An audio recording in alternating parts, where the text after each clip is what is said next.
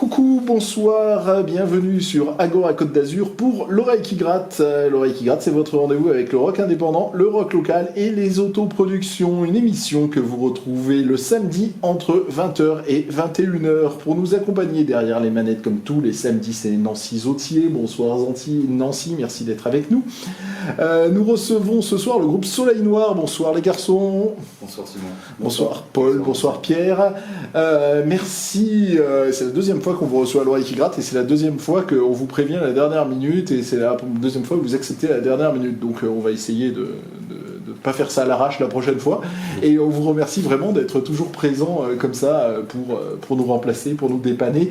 Merci beaucoup. C'est la deuxième fois qu'on vous reçoit, mais c'est la première fois qu'on vous reçoit sous le nom Soleil Noir. C'est bien compliqué ça, alors expliquez-moi d'entrée pourquoi. Il y a plusieurs projets, hein. on a plusieurs projets. On a Pumba and the Papas qui est un projet de folk country, rock en anglais, qu'on a créé pendant le confinement. Donc il est vraiment sorti grâce au confinement. Je pense pas qu'on aurait eu cette impulsion sans en fait ce blocage qu'on avait eu tous chacun de notre côté. On enregistrait chacun sur notre côté. Et c'était ce projet que vous nous aviez présenté dans une précédente émission de l'oreille qui gratte. C'était une émission qu'on avait enregistrée à Pico, c'était pour les 25 ans de l'émission. C'était pendant le Covid. Et donc ça, c'était pour ça que vous étiez là il y a un an. Et vous êtes là ce soir pour présenter le projet Soleil Noir, qui est donc un autre projet. Un projet, cette fois en français, basé sur une grande partie, bien sûr, des textes et des mélodies composées par Paul, que nous avons ensuite arrangées dans tous les contextes un petit peu d'une musique française, un chant... Ouais, c'est de la chanson française à texte. C'est vrai que dans le premier projet, enfin c'était pas le premier projet parce qu'il y avait un projet français qui s'appelait Orso à l'époque, quand on jouait dans les salles de Nice. Mais Pumba and the Papas, on s'est vraiment focalisé sur l'anglais, notamment parce que le contrebassiste est anglais aussi. Mais déjà à l'époque, on avait commencé à rajouter des compos en français, et là on s'est dit, on sépare. On va faire que du français, et c'est pour ça qu'on a choisi ce titre, ce nom de groupe de Soleil Noir. Très bien. Et merci pour cette introduction. Donc on comprend que c'est la deuxième fois que vous veniez, mais pas avec le même projet. Donc vous êtes avec nous pour 1 heure. On va écouter plein de vos compositions. Vous êtes venus tous les deux avec un morceau coup de cœur. Vous allez partir sur une île déserte. Enfin, et on va beaucoup discuter. Voilà, il va se passer plein de choses. Donc restez avec nous jusqu'à 21h sur les ondes de Agora Côte d'Azur. Et vous savez que l'oreille qui gratte est très présente sur les réseaux sociaux. Nous avons une page Facebook, un compte Twitter, Instagram, un Spotify. Enfin, on est absolument partout. Et Agora a bien entendu son site, c'est agoracote-d'azur.fr, et vous retrouvez les podcasts de l'émission via ce site. Voilà, je pense qu'on a tout dit. On démarre avec un premier morceau coup de cœur, c'est celui de Pierre, je crois. C'est les Eagles, donc on l'écoute et tu nous expliqueras juste après le pourquoi de ce choix. Les Eagles sur Agora Côte d'Azur. Nous venons d'écouter les Eagles, c'est le choix de Pierre. Explique-nous d'entrée pourquoi ce choix. Alors, tout d'abord, maintenant c'est plus une surprise, les Eagles sont vraiment mon groupe préféré. J'ai grandi avec tous leurs albums. Et en fait, c'est un des rares morceaux que je ne connaissais pas, parce qu'il fait partie d'un live un peu particulier. Et je suis tombé sur ce morceau un soir en rentrant de soirée, c'était probablement après un concert, j'étais un petit peu chaud et je suis tombé sur ce morceau et je l'ai trouvé extrêmement sensuel, merveilleux dans l'harmonisation, surtout en sachant que c'était du live dans la fin des années 70, donc c'était quand même... je n'ai jamais entendu un groupe plus parfait en termes d'harmonisation, où les 5 chanteurs en fait se mettent tous un petit peu en randonnion en fait, à tous choisir une quinte, une carte au-dessus, en dessous, etc. Que ça soit juste comme ça, et en fait avec des paroles sensées, une mise en place merveilleuse et une mélodie qui m'a porté. Et je me souviens vraiment ce soir-là de me dire waouh, je me suis écouté ce morceau, je pense sincèrement sans mentir 20 fois de suite, à m'en imprégner et en avoir presque les larmes aux yeux d'apprécier un morceau aussi beau, quoi. T'en parles déjà ? hyper bien. Et moi, j'ai quand même été un peu surpris quand vous avez posé les Eagles en coup de cœur, parce que Paul, en présentant le groupe, parlait quand même de folk. Pour le coup, les Eagles, c'est plein de guitares, Oui, c'est plein d'arrangements, et donc ça me semble quand même éloigné à la fois de Pumba et à la fois de Soleil Noir. Alors, c'est tout à fait vrai. Je dirais que le rapport avec Pumba serait ce choix d'harmonisation qu'on a toujours essayé de suivre, justement, à 4 chanteurs. On a toujours essayé d'avoir quand même cette complétude. Je ne sais pas si le terme est très bien choisi, mais voilà, le fait que vraiment toutes les voix s'enchaînent et s'alignent. Concernant alors, le rapport avec Soleil Noir, il sera peut-être plus subtil, mais je dirais que par contre, voilà, c'est plus dans le sens des paroles, alors même si c'est moins élaboré quand même, hein, ça reste des couplets, refrains un peu plus redondants, mais je dirais que voilà, ça reste une chanson aux paroles sensées qui peuvent apporter quelque chose aux gens qui l'écoutent. Comme moi, par exemple, voilà, ces paroles m'ont vraiment touché, elles ont eu un vrai sens pour moi, et je pense que ce serait le rapport que j'y trouverais avec Soleil Noir. Pour le coup, les paroles d'Hotel California, pour le coup, sont complètement débiles. Alors celles-ci, je suis d'accord, ont peut-être un côté plus commercial. Oui, elles sont même assez impressionnantes. Là, on parle de vos projets Pumba et Soleil Noir, mais vous êtes des professionnels de la musique, donc on va pas revenir sur la partie payante, mais un petit peu quand même. Ouais. Tout à fait. C'est vrai que ce sera le rapport le plus direct aux Eagles, je pense, le groupe de reprise qu'on a, qui est notre gagne-pain, enfin notre métier. Mais pour le coup, on est 5, c'est la même formation que les Eagles, avec 2 guitares électriques et une guitare... Et ce projet, il a quel nom, ce projet de reprise? Shocking Papas. Ah oui, d'accord, ouais. Et donc vous jouez dans les... Avec ça, on a commencé par jouer dans les pubs et les clubs de la côte, et on s'est dirigé vers les plages, parce que... Sur les plages privées. Et ça... En fait, si tu te tournes... on a coupé là. Ouais, mais c'est pas grave. C'est pas évident. Ensuite, on s'est dirigé vers les plages privées et des événements privés principalement. On joue pas mal de mariages maintenant et tous les gros événements de la côte, comme le Grand Prix de Monaco. Enfin, tous les... Monaco, oui. On était au MIPIM la semaine dernière. Qu'est-ce qu'on fait encore? Parfois pour le festival, on a une demande sur un événement privé ou sur un D'accord, donc ça c'est le projet qui vous nourrit. Voilà. Et il y a l'autre projet, les autres projets qui sont les projets 100% compo pour lesquels vous avez une énergie et un enthousiasme incroyable. Et c'est voilà, il fallait bien présenter le groupe, donc il fallait en parler. Mais maintenant c'est fait, maintenant on parle de Pumba et de Soleil Noir. On en parle tellement qu'on va même vous écouter, on va écouter le morceau Je t'écris de Soleil Noir et on en parlera juste après. Super. Soleil Noir, le morceau Je t'écris, on peut les trouver quelque part, ces morceaux? Elles sont sur SoundCloud pour l'instant, les chansons. On a un SoundCloud qui s'appelle Soleil Noir. D'accord. Tout simplement. Bah, tu nous donneras le lien et on le mettra sur notre blog www.l'oreillequigratte.com. Et on a développé également TikTok et Instagram. Ouais. Mais pour l'écoute, c'est sur SoundCloud. Ouais. D'accord, bah très bien. Mais on ira écouter. Il y a combien de morceaux à ce jour sur ce SoundCloud? 7. Je crois qu'on en a 7 enregistrés, oui, tout à fait. On en est presque à l'album déjà alors. Un bel EP. Donc, le set live, il dure 1 heure, donc il y aurait de quoi faire un album avec. Ouais. Il faut juste qu'on passe en studio. Bon, je t'écris, on commence fort justement par le texte, par l'écrit.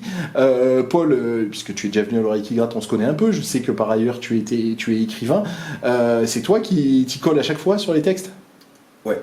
En fait, souvent j'arrive avec une compo assez brute, qui est le texte définitif en général, et les accords. Et ensuite, Pierre apporte sa magie d'harmonie, d'arrangement. Et ça fait, c'est vrai qu'on a une symbiose qui est assez unique depuis qu'on s'est rencontrés. Ça a été de suite un coup de foudre artistique. Un véritable coup de foudre, ouais. Et on se complète très bien, quoi. Moi, ça apporte vraiment beaucoup à la compo brute et on arrive à sortir quelque chose qui nous satisfait tous les deux. C'est déjà ça. Donc sur le texte, moi je reviens sur le texte, que ça soit en français ou en anglais, dans les deux cas c'est toujours toi. Que ce soit au Pumba ou pour Soleil Noir, c'est toi. Ouais. Et on écrit totalement différent quand on écrit une page ou quand on en écrit 300?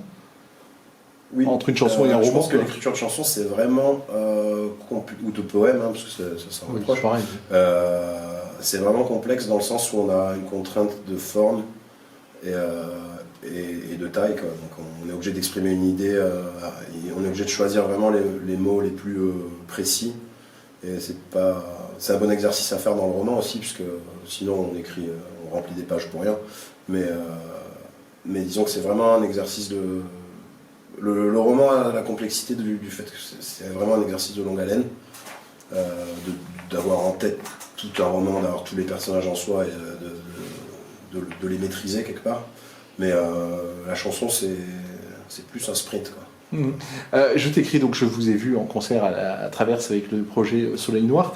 Je me suis amusé, j'ai beaucoup pensé à Léo Ferré et je me suis amusé à écrire le parallèle où Léo Ferré parle souvent de l'amour qui part et qui est parti. Et toi, on a l'impression que justement tu écris pour garder cet amour, pour le faire brûler toujours. Hein. Ouais. Et c'est ça au travers de ce titre. Ouais, c'est vraiment ça cette chanson. Ouais. C'est un amour à distance. Transatlantique, on va dire. Ouais. Et son moment, on va parler de la Floride. Mais oui, c'est vraiment l'idée de faire perdurer un amour par l'écriture et par cette déclaration qui est forte, quoi. Lui donner un sens à une relation comme ça. D'accord, très bien. Ouais. Et tu es autant à l'aise en anglais ou en français, en mot, dans l'écriture? Oui. Ouais. Ouais. J'écris en Corse aussi. Ah ouais? Ouais. Parce que je suis originaire de Corse. Ouais, ça, je savais, tu es le plus grand de ton village. Ouais, tu me connais bien. Je connais ton village, je connais tout le monde dans ton village. Non, ouais, j'écris quelques chansons en Corse. Le projet est en jachère, on va dire, pour l'instant.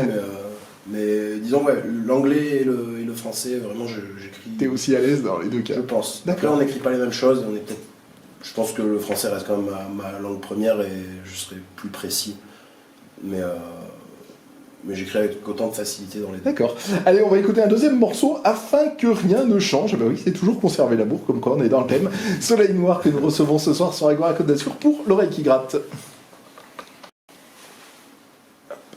Soleil Noir, afin que rien ne change. Donc ça fait partie des 7 morceaux que l'on retrouve sur votre SoundCloud.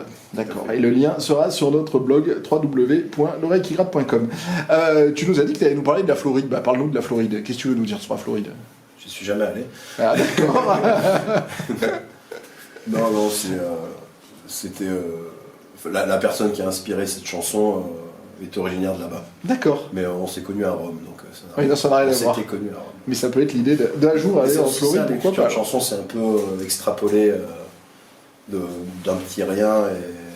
Enfin, pour moi, en tout cas, c'est vraiment ça. Ça peut être une amourette de quelques jours qu'on va sublimer par la chanson. Et parfois c'est l'inverse. On va avoir une chanson qui est... Enfin, c'est pas l'inverse, mais excuse-moi, c'est plutôt qu'on a une chanson qui va avoir en elle plusieurs amours différents. Par exemple, si on parle d'une chanson d'amour, ou alors si on parle d'un lieu, ça va être une somme de plusieurs lieux, quoi. Il n'y a pas vraiment de règle. Donc la Floride, c'était une bonne rime en id. Alors pourquoi vous vous êtes mis à avoir ces projets compos? Vous en aviez marre des reprises? Comment vous arrivez à justement écrire, prendre la guitare, composer? Je pense que c'était plutôt un hasard, justement travaillant ensemble tous les jours, de façon musicale avec nos projets de reprise. De temps en temps, après une répète, on restait un petit peu ensemble, on se buvait un coup, etc. Et il arrivait qu'ils prennent la guitare, j'en ai quelques-unes à la maison, et voilà, qui me montre un peu ses compos. Bah tiens, j'ai composé ça, je viens de finir ce morceau, ainsi.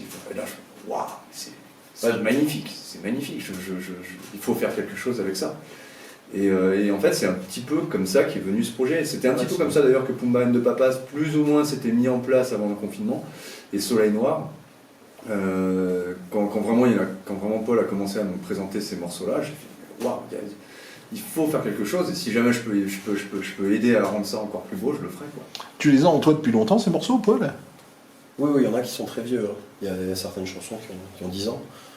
Facile. Et il y a une des chansons qu'on écoutera plus tard, Les Navires Oubliés, j'ai écrit il n'y a pas vraiment de refrain, mais j'ai écrit une strophe en classe de seconde. Je me souviens parce que c'était mon premier devoir d'invention.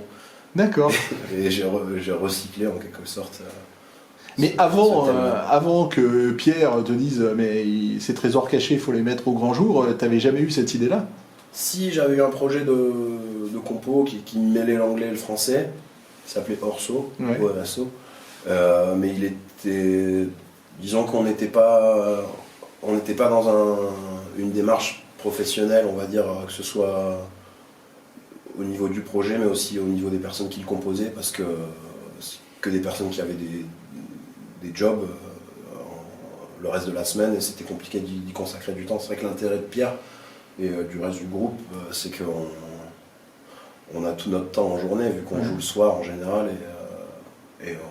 c'est comme ça que c'est. Je me souviens des premières fois où je lui ai présenté mes compos, c'était post-répète, comme tu disais, et j'étais là tout timide en disant j'ai écrit ça. C'est un peu c'est livrer son jardin secret, et même si on est très bons amis, c'est pas quelque chose, c'est plus difficile de parler de ça que d'autres choses. D'accord. Dans Pumba, vous êtes 2, dans c'est l'inverse, dans Pumba, vous êtes 4, dans Soleil Noir, vous êtes 2. Exactement. D'accord. On a préféré rester à 2 pour garder ce côté très intimiste dans Soleil Noir qu'on a un peu moins, bien sûr, dans Pumba de Papaz. D'accord. On va écouter un 3e extrait de Soleil Noir avec un morceau que je ne connais, un mot que je ne connaissais pas. Merci à toi de me l'avoir fait découvrir. Le mot orpailleur. On écoute Soleil Noir tout de suite sur Agora Côte d'Azur. Soleil Noir que nous recevons ce soir sur Agora Côte d'Azur pour l'oreille qui garde, c'est le morceau orpailleur. Alors, qu'est-ce que ça veut dire orpailleur? Et l'orpailleur, c'est un chercheur d'or. C'est un chercheur d'or, c'est celui qui retrousse ses manches et qui va, avec son petit mercure, qui va dans les endroits où on y trouve des filons et qui va essayer de comme dans les westerns. Exactement, c'est des vrais orpailleurs. Hein. Et vous le trouvez, l'or, dans ce morceau? L'idée de la chanson, c'est un peu... Il y a un moment, il y a une phrase qui dit on sait ce que l'on quitte, non pas ce que l'on cherche. C'est un peu ça, c'est un peu cette recherche de l'orpailleur qui sait pas forcément où chercher, qui est un peu cette quête désespérée. L'idée de la chanson, c'est ça, on en revient toujours à l'amour, hein. C'est quand même très inspiré du romantisme sous ce projet, mais c'est quand même ça, c'est partir, laisser quelque chose ou quelqu'un pour retrouver quoi ou qui. Est-ce que l'herbe est forcément plus verte ailleurs? C'est d'ailleurs quand tu disais tout à l'heure que tu faisais découvrir tes morceaux un peu timides, j'ai pensé à ça parce que physiquement, tu es une baraque, hein, on n'a pas envie d'être en désaccord avec toi, hein, et justement tes morceaux sont tout doux, c'est des morceaux d'amour, donc justement je trouvais que ce décalage, effectivement, tu pouvais avoir peut-être une peur de te livrer parce que quand on te voit, on n'imagine pas que tu vas écrire ces chansons d'amour et justement pour garder l'amour, quoi, et justement ou comme tu veux le garder, c'est que t'es pas sûr, quoi. Ouais. Donc je trouve que ce décalage, ça paraît bête, mais je trouve que ce décalage est frappant, en tout cas pour moi, et je comprends la gêne j'imagine la gêne qui pourrait être la tienne, quoi. Ouais. Je pense qu'on est toujours fragile en amour, mais si on est sincère. Mais moi, j'ai un auteur que j'adore, c'est Maupassant, et c'était une sacrée baraque, hein, beaucoup plus costaud que moi, et on l'appelait, je crois, le taureau de Normandie, si je me trompe pas. Je me souviens pas de ça, je me souviens. Parce qu'il a quand même cette sensibilité, cette qualité d'écriture exceptionnelle, mais c'était une sorte de rustre, un peu, enfin de bourru, de gros moustachu, avec une encolure énorme. Et je me compare pas du tout à lui, parce que... mais c'est par rapport, tu réponds à ma question, hein, par rapport à l'image que l'on donne de soi.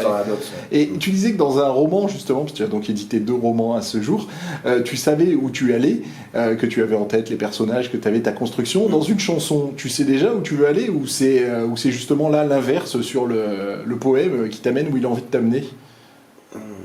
Je dirais que j'ai plus d'exemples d'écriture de chansons que de romans, parce que pour l'instant j'en ai 2 qui sont en cours d'écriture, mais c'est vrai que dans le roman j'ai toujours cette méthode d'écriture qui est premier chapitre et dernier chapitre, que je retouche quasiment pas ensuite, et je remplis entre la tête et la queue, mais sur les compos c'est vraiment un procédé qui est différent à chaque fois. Parfois j'arrive avec des accords et le texte va venir. Des fois, j'écris tout le texte d'un seul coup. Et il y a un peu cet état de grâce quand tu composes où ça va aller très vite quelquefois. Tu vas avoir tout ton texte en 1 heure ou 2, comme si quelqu'un te l'avait soufflé. Ou alors, tu vas écrire un couplet et un refrain que tu trouves... tu te dis, il y a quelque chose, il faut que je développe, et ça va te prendre des mois. Et tu vas tout le temps l'avoir dans le fond de ta tête, mais ça vient pas et c'est pénible.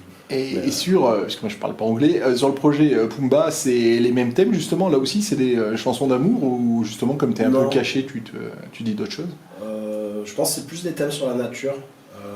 Après moi, sur les romans, on m'a souvent rapproché de courants comme le nature writing aux États-Unis, Et c'est vraiment avec beaucoup de descriptions et un amour de la nature et ce côté contemplatif.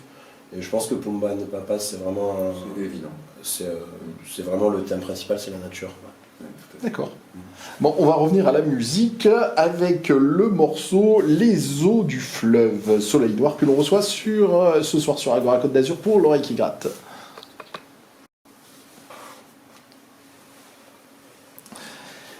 On vient d'écouter Les eaux du fleuve, un morceau très très fort. Bravo les garçons d'avoir composé ce morceau. Vraiment, sincèrement, bravo.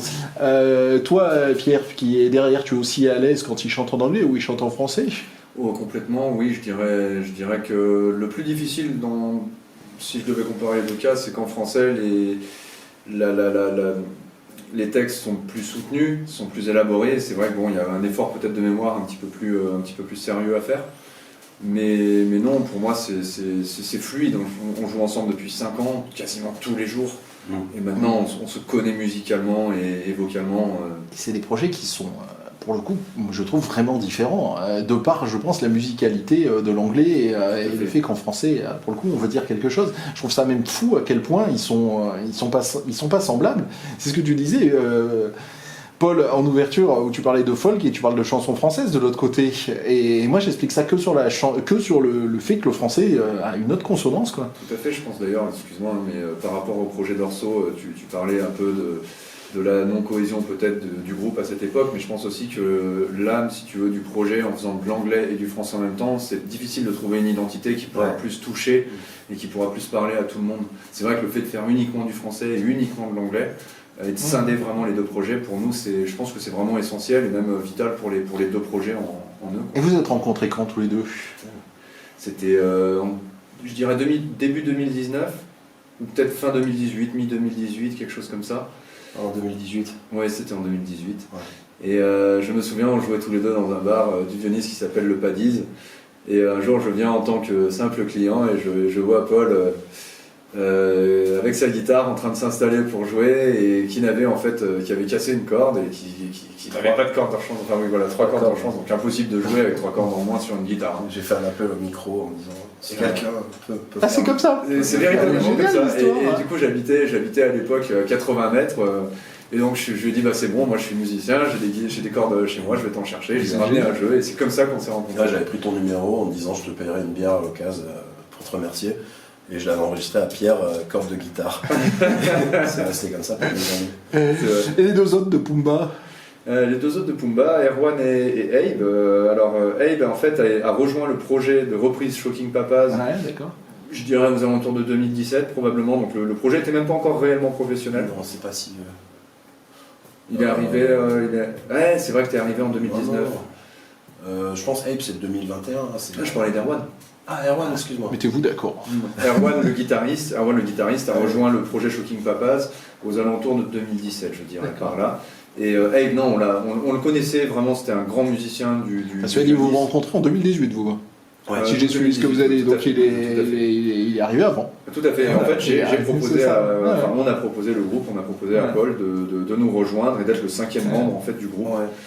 Ce qui a vraiment changé la direction totale du projet. Ce qui est découragé de votre part, parce que c'est plus dur de vendre un quintet qu'un quartet. On aurait un milliard de choses à se dire et je vois que le temps coule. Le côté français, Soleil Noir, ça fait penser à Noir Désir. Ça a un lien, ça n'a pas de lien? Non. Aucun. Quand on vous écoute, pour le coup, effectivement, j'ai beaucoup pensé à Ferré. C'est le cas, ça? Ouais. Après, j'ai beaucoup écouté Noir Désir aussi, hein, mais c'est vrai que j'ai grandi avec Ferré. Ouais. Après, il y a un peu de Brel sur certains morceaux, peut-être, enfin, d'influence. Du Louise Attaque. Mais plutôt Ferré, c'est tellement poétique. Ce que tu écris est tellement poétique. Ce serait Ferré. Ouais. Pour le côté poésie, oui, plus que pour le côté anarchiste, que j'ai pas forcément trop senti, mais pour le côté poésie, clairement, je suis totalement d'accord avec ça. C'est un bon compliment. Ouais. Mais on n'en parle pas assez de Ferré, on n'en parle plus assez. Mais malheureusement, je dis malheureusement parce que j'aurais envie de parler avec vous jusqu'à la fin de la nuit, mais on va vous écouter. Le coup de cœur de Paul, c'est les Bee Gees, et là aussi il y a des harmonies vocales, donc je comprends mieux avec le projet Shocking Blues pourquoi il y a toutes ces harmonies. On écoute donc le morceau des Bee Gees qui s'appelle To Love Somebody. Voilà. et que tu nous en parleras un peu après, et puis vous irez sur l'île déserte un peu après aussi. Nous recevons Soleil Noir ce soir sur Agora Côte d'Azur pour l'oreille qui gratte.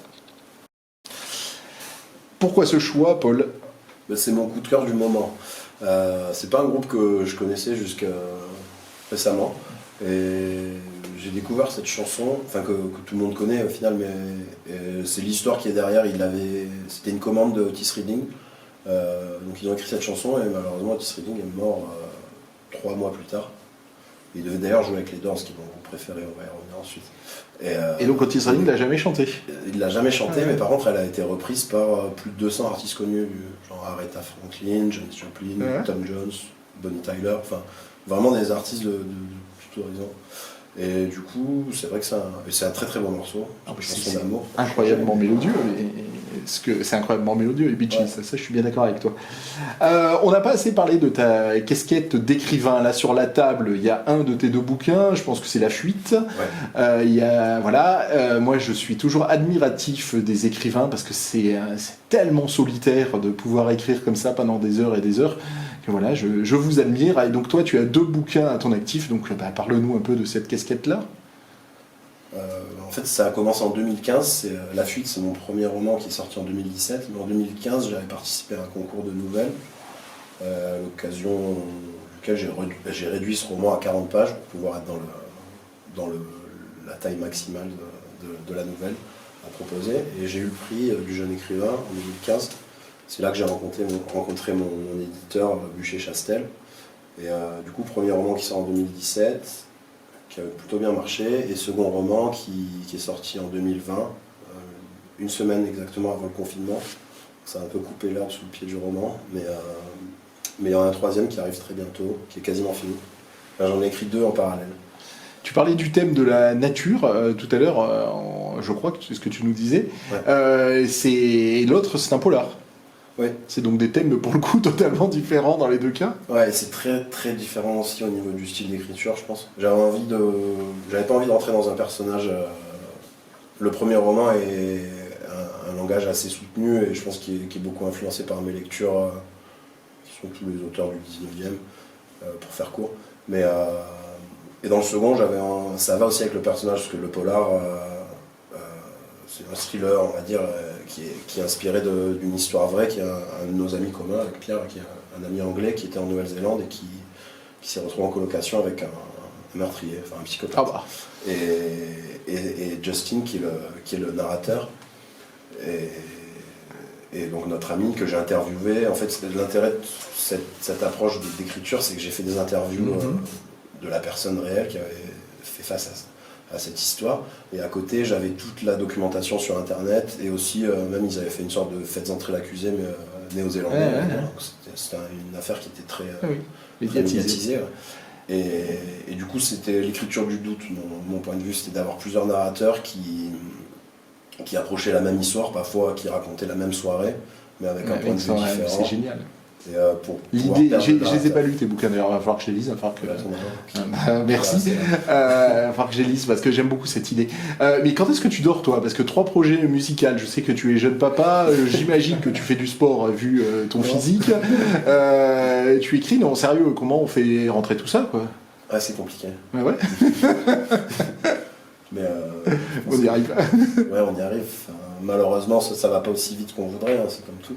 Mais oui, j'arrive quand même à libérer des plages horaires, on va dire. Après, l'écriture de romans, c'est vraiment compliqué, parce que j'ai vraiment besoin de temps. Et quand j'habitais seul, c'était plus simple, puisque je pouvais me... D'ailleurs, j'écoute beaucoup Léo Ferré quand j'écris des romans. Ça me met... c'est un peu une sorte de... T'arrives à écrire en écoutant de la musique? Non, avant. Ah oui, c'est ça, avant, parce que ça me paraissait... Oui, ça, je peux comprendre. Ça, je te comprends. Le chauffe, on va dire, et ensuite, à l'époque, oui, je pouvais écrire jusqu'à 10h du matin si j'avais envie, et dormir toute la journée, mais maintenant, c'est plus compliqué. Vous partez sur une île déserte, donc 2 îles désertes différentes. Sur ces îles désertes, vous avez le droit d'apporter un disque, un livre et un film. Allez, on va commencer par Pierre, puisque Paul vient de répondre à nos questions, donc il va souffler, il va boire un coup pendant ce temps. Bien. Alors Pierre, sur cette île déserte. Alors sur cette île déserte, sans surprise, l'album que j'emmènerai, c'est un album des Eagles qui s'appelle Hell Freezes Over, qui est vraiment l'album avec lequel je pense j'ai pris l'amour du rock. et l'amour des harmonies. Donc c'est bien sûr sur cet album que figure Hotel California. Ce n'est pas seulement... Enfin, il y avait l'album Hotel California aussi avant, mais cet album-là, pour moi, est la consécration du groupe. D'accord, très bien. Faudrait que j'ai écouté. Je connais pas tant que ça, moi, les Eagles. C'est mon groupe préféré. J'ai écouté, comme je dis, régulièrement, après les îles désertes, j'écoute les groupes sur la route. Comme livre et comme film. Alors, comme livre, j'ai hésité un petit peu, mais je pense, en tant que grand fan de Bernard Werber, choisir l'encyclopédie du savoir relatif et absolu, qui m'a redonné le goût, qui m'a vraiment donné le goût à la lecture. En fait, j'avais entendu parler de cette, je vais la faire courte, de cette étude scientifique qui avait été faite sur des rats, de la façon dont on plaçait les rats dans des cages. Je ne sais pas si vous en avez entendu parler déjà. On met 5 rats dans une cage.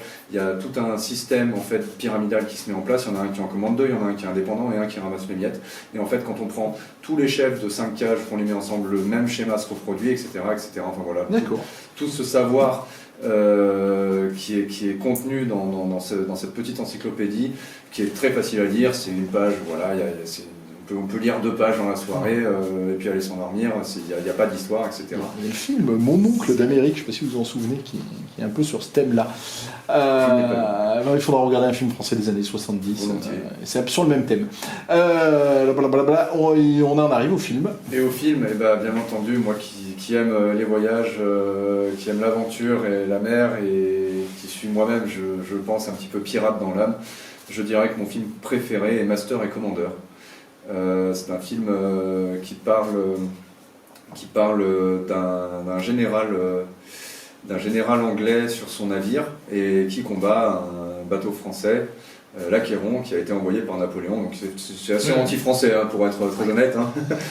Mais voilà, cette mise en place, et puis bien sûr avec cet acteur Russell Crowe que j'adore. Et en fait c'est très triste d'ailleurs, parce que Master et Commander était sorti en même temps que je ne sais plus quel très gros blockbuster, je crois qu'il y en avait eu 2, et il s'est fait oublier, alors que c'est un film absolument magnifique. Et c'est bien que tu en parles. Paul, sur cette île déserte, qu'est-ce que tu apportes?